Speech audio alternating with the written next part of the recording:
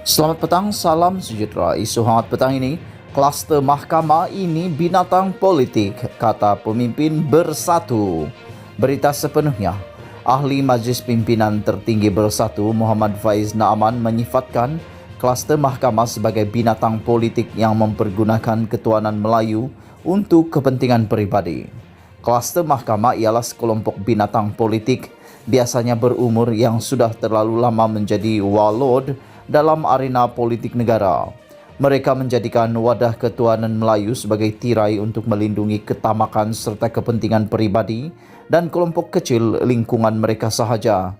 Hampir seperti modus operandi kartel projek yang dipenteras oleh Suruhanjaya Pencegahan Rasuah SPRM baru-baru ini, katanya dalam satu tulisan hari ini. Faiz tidak menamakan secara khusus pihak itu. Bagaimanapun, istilah kluster mahkamah biasanya digunakan untuk merujuk kepada pemimpin UMNO yang berdepan perbicaraan kes mahkamah selepas kejatuhan BN dalam pilihan raya umum lalu. Kumpulan yang lantang mengkritik kerajaan Perikatan Nasional PN ini juga sering dituduh cenderung membentuk kerjasama politik dengan Ketua Pembangkang Anwar Ibrahim.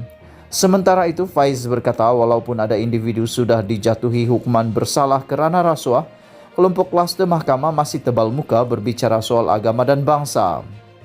Katanya, mungkin kerana mereka yakin rakyat Malaysia khususnya orang Melayu boleh ditipu berulang kali dengan nada simpati dan provokasi isu-isu sensitif.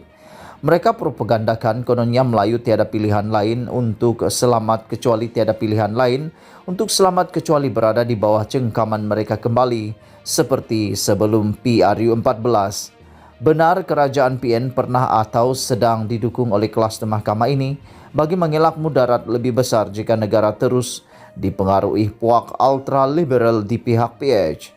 Namun kemunafikan kluster mahkamah ini akhirnya terserlah kerana bukan sahaja rakyat Malaysia dibohongi mereka, malah ahli akar umbi fanatik mereka pun dikhianati apabila kluster mahkamah mendukung watak PM tepi, katanya.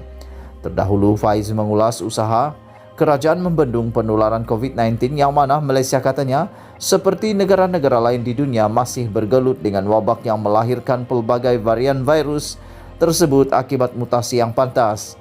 Kata Faiz, keadaan ini sedikit sebanyak mampu mencabar keberkesanan vaksin untuk wabak tersebut dalam jangka panjang. Penghasilan vaksin pula bukan sesuatu yang mudah. Harga vaksin COVID-19 pun tidak murah. Tidak banyak negara yang mampu menghasilkan vaksin tersebut, walaupun ia sebuah negara maju seperti Singapura dan Jepun, apatah lagi Malaysia dalam waktu yang singkat. Namun, hendak atau tidak, vaksin adalah antara usaha Malaysia untuk manusia untuk melawan virus dan mengurangkan risiko kematian akibat COVID-19.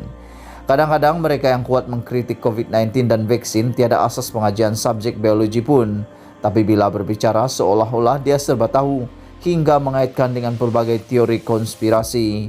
Apabila kita cuba menerangkan dari sudut fakta sains, kelompok serba tahu ini memesongkan ke arah politik, katanya.